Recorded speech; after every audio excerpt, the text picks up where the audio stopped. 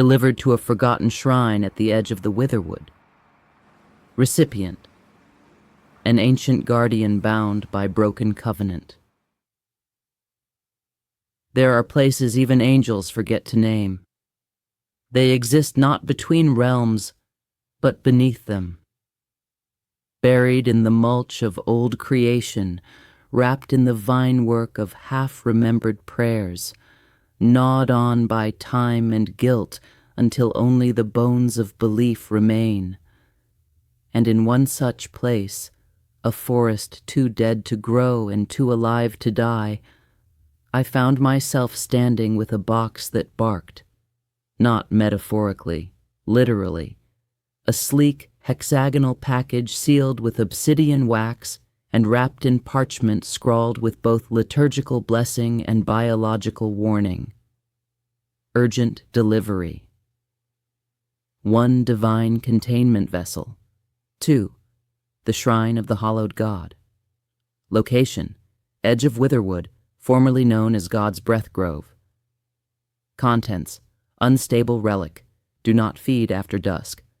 Status: guardian will make itself known. Additional note: if you hear the bell, do not run. You are already chosen. I didn't like this one. The bag didn't like it either. She growled low, not in fear, but in memory, as if she'd been here before and didn't want to remember what had happened the last time. Neither did I. But the Errand doesn't care about our preferences, only our presence. The Witherwood is wrought with memory, not decay, not death. Memory. The kind that wraps itself around your ankles as you walk, whispering names you didn't know you'd forgotten. The trees here do not grow, they endure, bent backward, bark splitting like scabs, sap weeping out in the shape of old saints.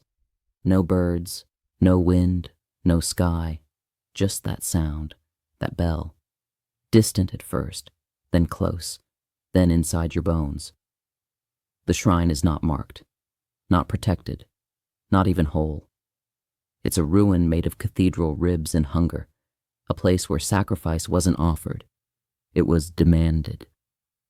And the one who demanded it still watches. He does not sleep. He howls. The Hound of the Hallowed God is older than worship, older than war. Some say he was the first desire, shaped in the image of loyalty and bound in the name of control. He does not serve. He remembers. And when I arrived, he was already there, towering, trembling, covered in runes that pulsed with breath. His eyes were eclipses stitched together with regret. His fur, if you could call it that, was woven from chainmail and the dreams of those who'd prayed too late. He was beautiful. He was monstrous. He was mine. Because this wasn't just a delivery. It was a return. I knelt, not out of reverence but resonance. The Hound stepped forward. Not hostile, not tame, just knowing. His breath steamed with parables. His tongue tasted of covenant. And around his neck hung a collar etched with one word: remember.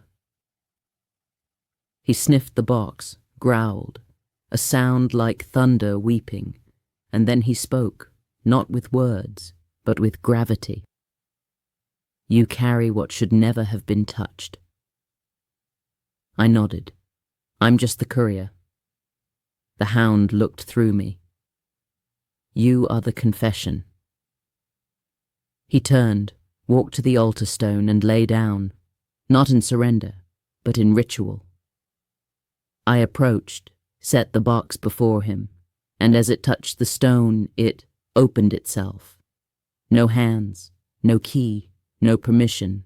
Inside, not an object, not a relic, a piece of the hallowed God, not metaphor, a shard of divine flesh, still twitching with unresolved divinity, the part that had been carved out and buried here, watched over by this beast of loyalty and lament. The hound whimpered, low, broken, sacred. Then he did the unthinkable. He tore it apart, the relic, the flesh, the memory. He devoured it, mouth full of miracles. And with each bite, the forest changed. Leaves grew back, stars blinked on overhead. A breeze moved through the trees like a prayer exhaling for the first time. And the hound wept, silently, like a god who finally forgave himself. He stood, walked to me, pressed his snout against my chest. And then he collapsed, not dead, released. He faded into soil and song. His body became bark, his eyes, seeds. And where he had stood, a sapling grew, fast, fierce, sacred, wrapped in iron roses and echoing silence. I stood alone, the box gone. The bag sighed. She loved him, she said. I nodded. Loyalty hurts. I left the forest with no relic, no receipt, and no answers. But in my palm, I found a tooth, black as god blood, warm as regret, carved with the word, witness. Back in the mailroom, devours flickered with unease. Next assignment, unprocessed. Your presence is requested. Where? Heartroot Monastery. Recipient, the Unforgiven Choir. Package? devours paused. Just this. A note appeared in the air, flickering like candlelight. Bring the tooth. They've been waiting. I stared at it, then at the bag. Do we owe them something? She blinked. No, but you do. I put the tooth in my pocket. Not to keep it, to remember it. Because the hollowed god was not just a myth. He was a mirror. And I'm not sure I like what I saw.